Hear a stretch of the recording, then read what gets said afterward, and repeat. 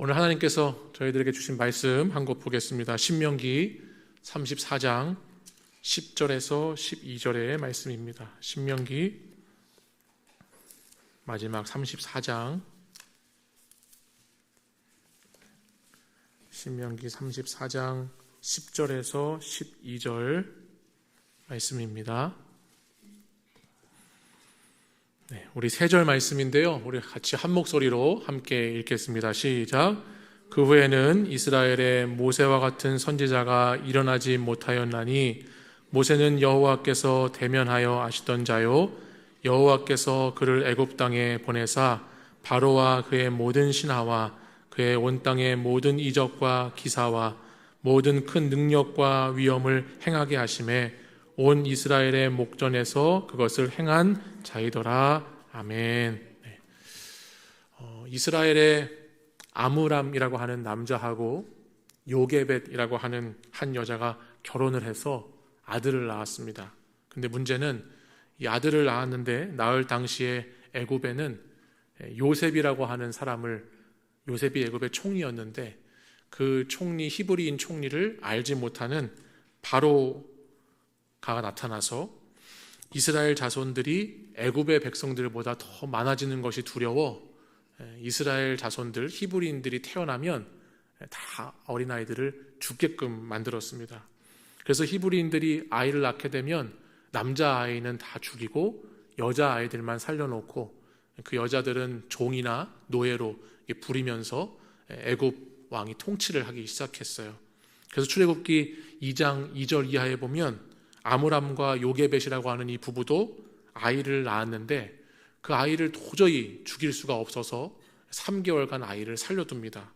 그러다가 더는 이제 이 아이를 숨길 수 없게 되자 그 아이를 살리기 위해서 갈대 상자 하나를 이렇게 만들고 거기에 역청을 칠해서 나무진을 칠해서 아기를 거기에 담아서 나일 강가에 띄워서 이제 보내버리죠.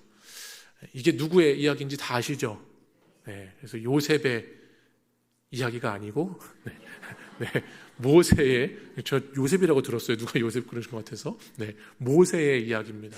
그래서 아마 여기 계시는 우리 권사님 집사님들 예전에 요게벳의 노래라고 아마 찬양도 많이 불러보셨을 것 같아요. 그래서 그 아기를 엄마가 이 나일 강가의 갈대 상자에 띄워보내면서 너의 삶의 참 주인 그분께 너를 맡긴다. 그러면서 이제 그 아기를 어쩔 수 없이 떠나보내는 찬양도 있는데 그 인물이 바로 모세입니다. 저와 여러분이 잘 아는 것처럼 이 모세가 나일 강가에 갈대 상자에 담겨서 둥둥 이렇게 떠내려오는데 갈대 상자 사이에서 놀라운 일들이 이제 발생하게 되죠. 거기에서 어떤 일이 있습니까? 애굽의 왕의 공주, 그 공주가 거기서 모세를 만나서 건져 올려지는 일이 있게 됩니다. 모세의 이름이 그 뜻이 뭐냐면 건져내었다라고 하는 뜻이에요. 그런데 그 출생의 시작부터 시작해서 모세가 건져냄을 받았던 사람으로 어떻게 살아가는지가 그게 이제 오늘 여기 신명기 34장 마지막 절까지 모세의 이야기가 성경에 잘 기록되고 있습니다. 태어나자마자 죽을 목숨이었지만은 갈대 상자에 띄워져서 하나님께 맡겨졌던 그 아이가 마침 화려한 궁궐에서 목욕을 안 하고 왜 나일강에서 공주가 목욕을 하는지 나일 강에 나와서 목욕을 해요 공주가. 그러면서 그 공주에게 발견이 돼서 마침 건짐을 받게 되죠. 그리고 그때 갈대 상자가 어떻게 마침 그 공주의 눈에 세상에 강이 얼마나 큰데 갈대가 얼마나 이게 막 이렇게 만들어져 있는데 그거를 딱 그 시점에서 하나님께서 보게 하셔가지고 그 갈대가 어떻게 그 공주 앞에 딱 보여서 마침 바로의 딸이 그걸 보고 상자를 열게 되죠. 그리고서 애굽 공주의 아이로 모세라고 하는 인물이 자라게 됩니다. 뿐만 아니라 여러분 아시는 것처럼 그 갈대 상자 주변에는 모세가 떠내려가는 것을 보고 있던 모세의 누이가 있었어요. 누군지 아세요? 미리암이라고. 그 모세의 누이가 거기 따라갔는데 공주가 또 그 미리암을 어떻게 마침 또 만나게 됐죠, 그죠? 만나게 돼가지고 미리암이 그 아이를 공주가 딱 거두는 걸 보면서 이 아이의 젖물릴 사람이 있습니다. 이야기를 딱 했더니 또 어떻게 모세의 인생이 참 특이한 게 또 자기 엄마가 그 유모로 이제 불러오게 돼가지고 왕궁에서 자랐지만 요게벳이라고 하는 엄마 젖을 먹으면서 이집트의 최고의 왕실에서 그렇게 성장하게 되는 이야기가 모세의 이야기입니다. 태어나자마자 죽어야 했던 히브리인의 한 아기가 하나님께 바쳐진 존재가 되었을 때 애굽의 궁궐의 왕자에서 자라는 이야기로 바뀌게 되는데, 여러분, 이것을 우리가 인간적으로 뭐라고 설명할 수가 있을까요? 저는 아무리 생각해봐도 한치의 오차도 없이 이렇게 놀라운 하나님의 섭리로 인도하신 그 모세의 인생이야말로 오늘 제가 본문의 제목을 정했는데 기적이다라고 할 수 있을 것 같아요. 기적과 같은 이야기다. 이처럼 모세의 이야기는 기적으로 시작이 됩니다. 그리고 하나님의 기적과 같은 은혜로 건져 올림을 받은 인생을 쭉 살게 되죠. 그렇게 시작된 모세의 인생은 40년씩 구성이 돼요. 40년씩 3세트가 모세의 인생이에요. 앞에 40년은 이집트의 왕자로 살고, 중간에 40년은 하나님께 광야의 백성으로 살고, 마지막 40년은 가나안으로 인도하는 그러한 인생을 사는, 그 인생이 40년씩 3세트가 이어지는데, 그 두 번째 세트도 놀라운 기적의 연속이에요. 여러분이 아시는 것처럼 모세가 왕궁에 살다가 자기 동족 히브리인 노예가 고통받는 것을 보고서 그 히브리인 사람을 어떻게 하죠? 히브리인 사람을 도와주면서 그 사람의 적이었던 애굽 사람을 쳐서 죽입니다. 그래서 그 사람이 죽은 것을 보면서 모세가 도망을 가게 되죠. 그래서 하루아침에 애굽의 왕자가 광야 떠돌이 형국이 되어가지고 광야를 막 배회하게 돼요. 근데 어떻게 마침 또 놀랍게 애굽 왕자로 살다가 막 도망간 곳에서 우물에서 쉬게 되잖아요. 우물에서 그렇게 쉬게 되는데, 미디안 이제 우물가에서 쉬는데, 거기 미디안의 제사장 르우엘의 딸이었던 사람들을 그 우물가에서 모세가 도와줘요. 말씀을 보면. 그리고 도와주고서 그 르무엘의 딸들이 도와준 게 감사하니까 모세를 자기 집안으로 초청을 하죠. 그리고 거기서 누구를 만나는가? 십보라를 만나요.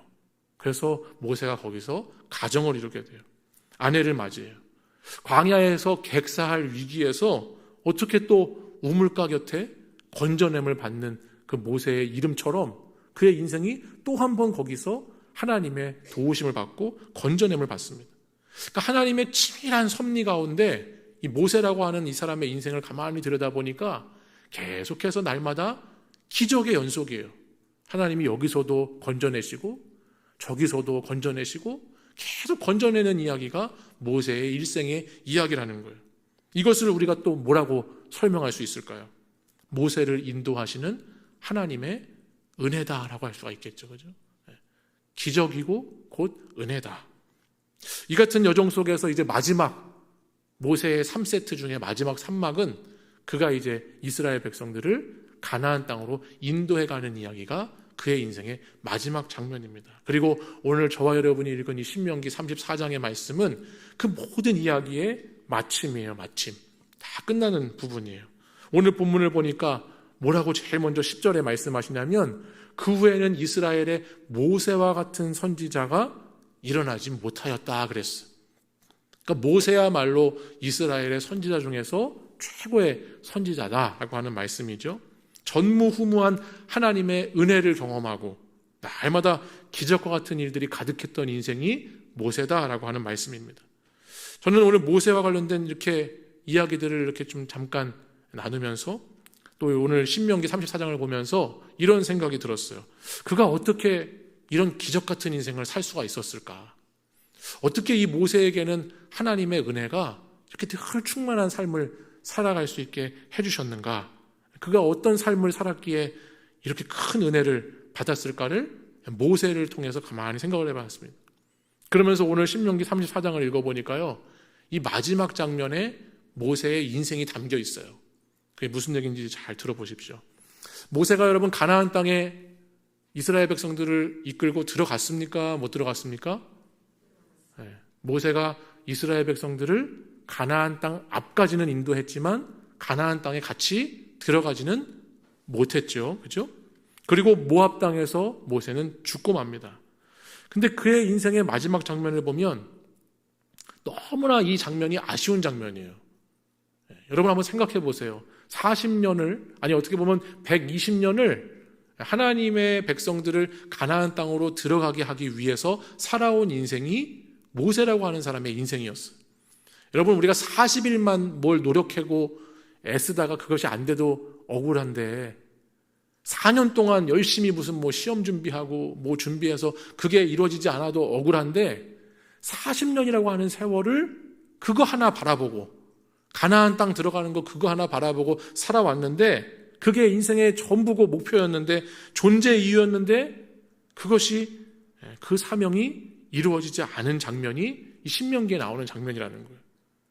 불신앙으로 가득한 이스라엘 백성들을 이끌면서 40년이라는 생활을 버티고 그 광야의 백성들을 이끌면서 견디고 정말 수고하고 눈물 흘리고 끊임없이 그 백성들을 막 인도해서 달려온 종착역이 가나안 땅에 들어가는 거여야 되는데 거기에 들어가지 못하는 그런 가운데에 모세가 놓여 있다라고 하는 거예요. 근데 그 모세가 들어가지 못했으면 저는 하나님께 모세가 이렇게 물어야 될 것 같아요.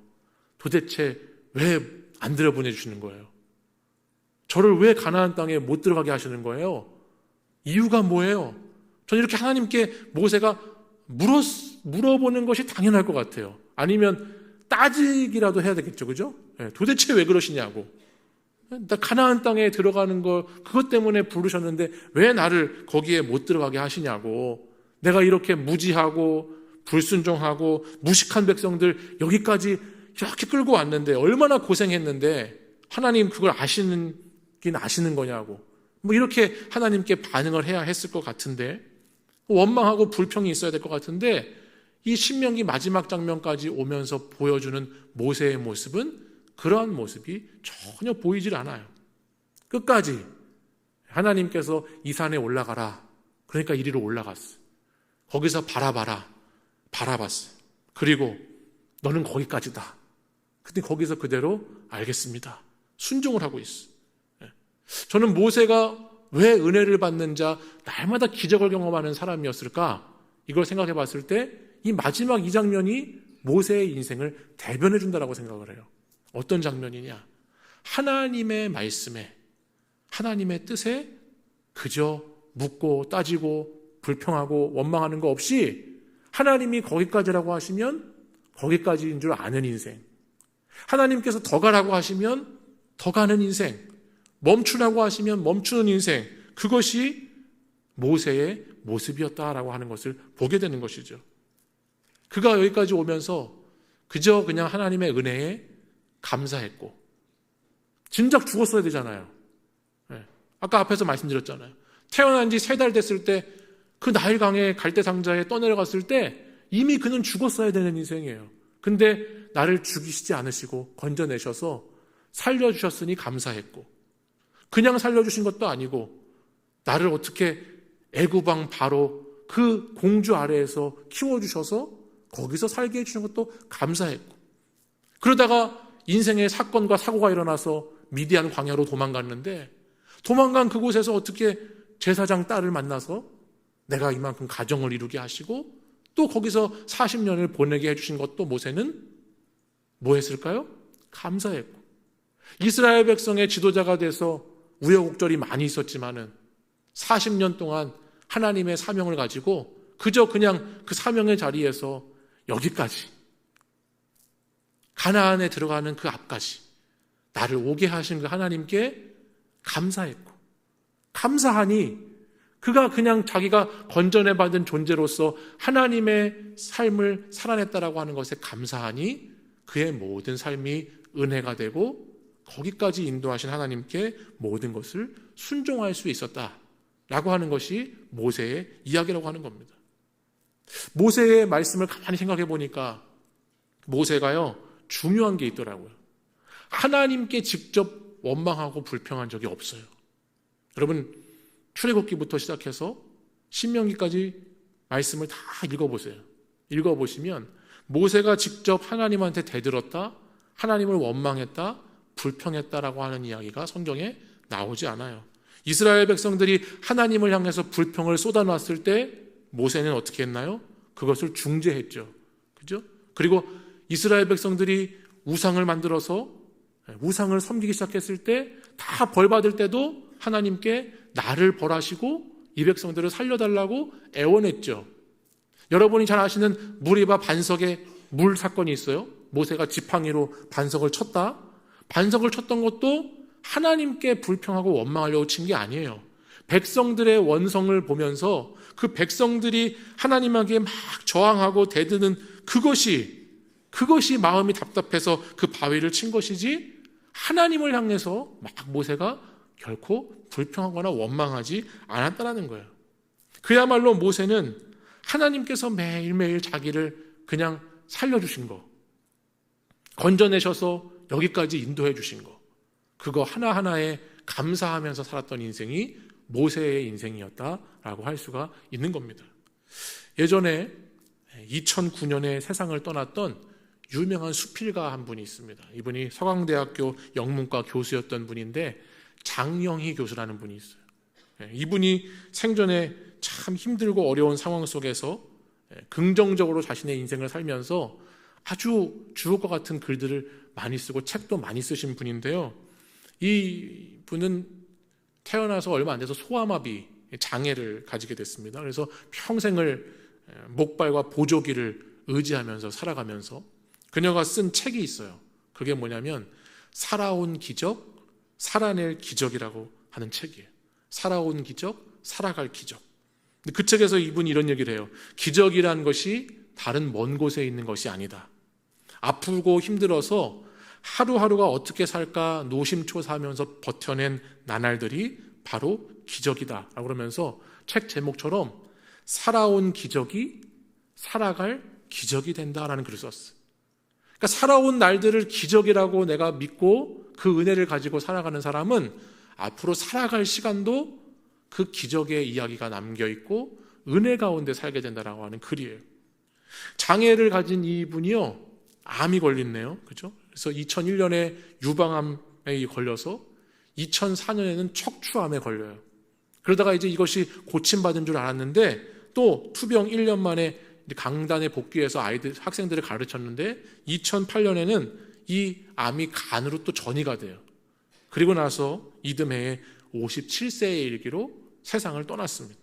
근데 끝까지 그 책에 보면은 이 여인이 어떻게 희망을 잃지 않고 자기가 살아온 그 기적의 나날들을 감사하는지, 감사하면서 그 시간들을 병마와 싸우고 여러 가지 자신의 고통과 싸워내는데 그것이 하루하루 쌓아온 기적이 되니까 살아갈 수 있는 기적이 돼서 또 이 여인을 살게 했던 이야기가 많은 사람들에게 감동을 주는 이야기로 책이 쓰여졌어요. 저는 이분의 글을 읽으면서 많은 은혜를 받았어요. 그게 뭐냐면 내가 살아온 지난 시간을 기적과 같이 감사로 은혜로 받아들이는 사람이야말로 우리가 살아갈 시간도 은혜로운 시간을 살 수 있다. 그와 같은 메시지를 거기서 제가 보게 됐어요. 내게 주어져 있는 것이 아니고 내게 없는 것을 볼 때 사람들은 감사하지를 못합니다. 이 교수님을 보면은 암투병으로 소아마비로 계속해서 고생하면서 살아가는 인생인데도 그는 자신의 삶을 감사하는 자리에 두었어요. 그러다 보니까 기적같이 살았고 기적같이 살아내는 인생을 살았다라고 하는 겁니다. 아마 여러분들도 인생을 사시면서 위기 때마다 어려운 순간마다 받으신 아마 은혜들이 다 있으실 것 같아요. 그렇죠? 여러분들도 각자의 삶의 자리에서 받으신 은혜들이 다 있으실 거예요. 근데 그거를 여러분 놓치시면 안 돼요. 오늘 여기까지 올 때까지 여러분의 삶에서도 하나님이 여러분을 건져내 주신 이야기가 있으실 거고 하나님이 여러분을 도와주신 이야기가 아마 없는 분은 안 계실 거예요. 이 자리에 와서 다락방 개강 예배를 드리실 정도면은 다 여러분 삶에 하나님의 섭리 속에서 건진받은 이야기, 도와주신 이야기, 기적과 같은 은혜의 이야기가 다 있으실 거예요. 근데 여러분 중요한 건 뭐냐면 그것을 잊어버리면 안 된다는 거예요. 그 놀라운 하나님의 기적의 이야기들을 내가 잘 기억해야, 그래야 앞으로 살아갈 시간도 여러분에게 기적 같은 시간들이 찾아오게 되는 줄 믿습니다. 그것들을 잘 기억하셔야 돼요. 모세를 끝까지 모세가 되게 했던 것은 뭐냐? 주님의 은혜를, 주님의 기적을 기억하는 인생을 살았다라는 거예요. 그렇기 때문에 끝까지 그가 하나님 앞에서 순종할 수 있었던 이유, 하나님께 원망하지 않고 하나님께 불평하지 않으면서 내가 가나안 땅에 들어가지 못하더라도 끝까지 그가 하나님 말씀대로 살아갈 수 있었던 이유가 뭐냐면 그가 살아온 기적을 날마다 은혜로 감사했기 때문이에요. 저는 우리 사랑하는 다락방 여기 모든 이제 순장님들 또 순원 식구들도 계시는데 여러분들도 살아온 기적의 그 은혜를 감사하실 수 있기를 원합니다. 여러분들이 여기까지 오시면서 지내셨던 그 은혜, 내가 무슨 자격이 되고 조건이 돼서 하나님께서 나를 사랑해 주신 게 아니잖아요. 그죠? 그냥 하나님께서 내가 당연히 받아야 되는 은혜가 아님에도 불구하고 은혜를 주셔서 여기까지 왔는데 그 모든 것을 감사하고 은혜로 계속 기억할 수 있는 여러분들이 되시기를 바랍니다. 앞에서 말씀드린 이 살아온 기적, 살아갈 기적이라고 하는 책을 보면요, 거기서 이런 내용이 나와요. 이분이 이제 학생들을 가르치시면서 학생들한테 숙제를 해줬대요. 숙제가 뭐냐면은 행복이라는 주제와 관련돼서 글을 써보라고. 행복이라고 관련되는 걸 글을 써봐라. 그랬더니 한 학생이 이렇게 적었대요. 숨 쉬고 배고플 때 밥 먹을 수 있고 화장실 갈 수 있고 내 발로 학교에 다닐 수 있고 하늘을 볼 수 있고 그냥 살아있는 것이 행복인 것 같습니다. 이렇게 적었대요. 근데 그걸 보면서 처음에는 뭐야 이거, 뭐 이렇게 성의 없게 이걸 썼어? 라고 생각을 하다가 이분이 그거를 몇 번 읽어봤다는 거예요. 숨 쉬고 배고플 때 밥 먹고 화장실 가고 걸어다니고 하늘을 보고 그냥 살아있는 거, 이게 그냥 이게 행복이 아닌가라고 했는데 돌아보니까 정말 그게 행복이었다는 것을 거기서 다시 한번 느끼게 됐다라고 하는 글을 적었습니다. 그러면서 자기 삶의 자리에서 보니까 자기가 아픈 것도 그렇고 책상에 막 쌓여있는 일거리들도 많은 것도 그렇고 또 학생들을 가르치는데 그런 것도 그렇고 다 이게 축복이고 행복이구나. 그러면서 자기 인생을 마무리까지 할 때까지 최선을 다해서 살았다는 이야기를 하고 있습니다. 그렇습니다, 여러분. 살아온 것이 기적이고 감사고 은혜인 줄 믿습니다. 주님께서 날마다 여러분에게 필요한 은혜를 주셨기 때문에 여기까지 올 수 있었다는 것을 다시 한번 기억하시면서 살아온 기적을 깨닫고 앞으로 살아가는 시간들도 기적과 같은 시간들이 다 되시기를 축원합니다. 하나님 은혜에 감사하셨으면 좋겠어요. 26년도 이제 저희가 다락방 개강 예배를 드리고 다락방을 또 시작하잖아요. 저는 오늘 이렇게 어떤 말씀을 전해야 될까 이렇게 기도하고 묵상하면서 제게 이런 마음을 하나님 주셨어요. 은혜로 해야 된다. 우리가 이 다락방 섬기고 또 같이 하는 거가 어떤 무거운 십자가, 너무 지기 싫은 짐, 수고의 짐, 무거운 짐, 정말 어디다 내다 던져버리고 싶은 그런 것이 되면 안 되고 우리가 시작하는데 그동안에 여기까지 인도해 주신 살아온 기적의 주님과 함께 은혜로 이 시간을 시작했으면 좋겠다는 생각이 제게 들었습니다. 여러분들 어렵지만은 힘들지만은 은혜로 시작하시기를 원합니다. 이 다락방에 개강을 하는 게 벌써 개강인가? 이 방학이 왜 이렇게 빨리 지났나? 벌써 저 종강 예배 드린 지가 얼마 저도 안 된 것 같아요. 작년에 12월 얼마 되지 않은 것 같은데 세상에 화살처럼 지나가는 시간 속에서 벌써 이제 3월을 기다리고 있어요. 그래서 또 개강이구나. 그러면서 한숨 쉬고 막 이걸 어떻게 이걸 또 해야 되나, 순장 모임지를 어떻게 해야 되나 이거를 할까 말까, 내가 언제까지 버텨볼까, 뭐 이렇게 그렇게 생각하지 마시고 은혜로 여기까지 오셨으니까.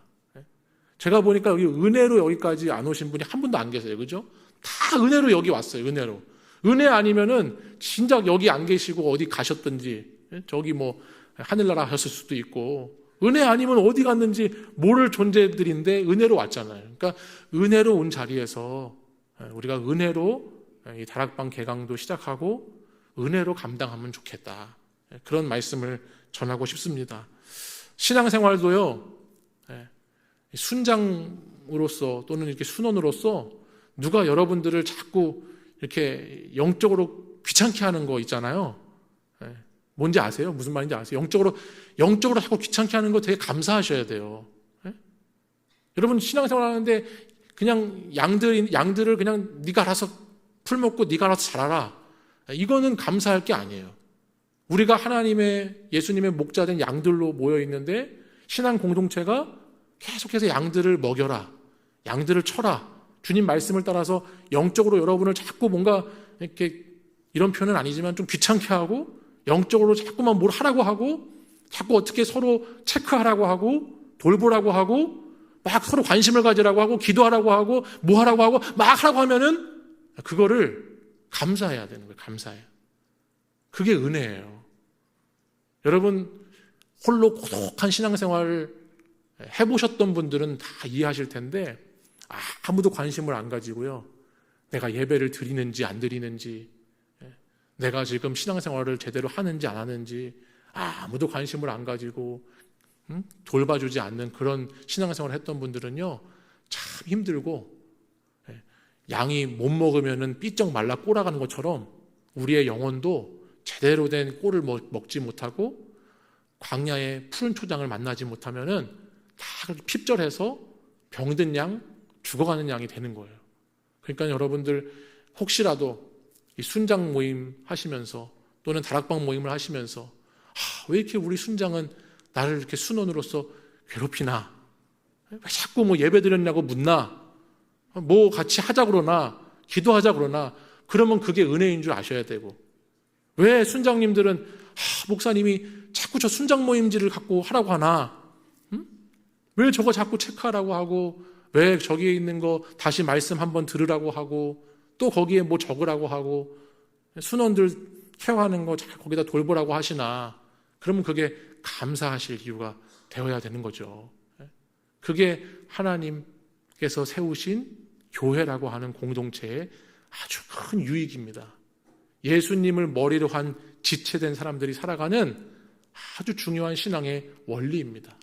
그래서 여러분들이 오늘 하루의 은혜, 또 과거에 지나온 은혜, 그것을 잘 기억하시면서 여러분 다 은혜로 이 자리에 있다는 것을 다시 한번 잊지 마시고, 여러분 다락방에도 그 은혜로 함께 섬겨주시고 함께 나누시고, 또 그렇게 은혜로 충만한 26년도 다락방 세워가시기를 간절히 소망합니다. 하실 수 있겠죠? 우리 은혜 받으신 분들, 은혜를 기억하시는 분들은 크게 아멘 해보겠습니다. 여러분들 하나님께서 그동안에 주셨던 은혜가 있어요. 그 은혜 있어요. 그거 갚으려고 하면 갚을 길이 없는 은혜가 있어요. 갚을 수 없는 은혜가 있어요. 그거 잊지 마시고 신앙생활 하시고 끝까지 모세처럼 하나님 말씀에 순종하면서 하나님이 허락하신 그곳까지 잘 걸어가실 수 있는 그런 우리 다락방 모든 식구들 되시기를 간절히 소망하고 축원합니다.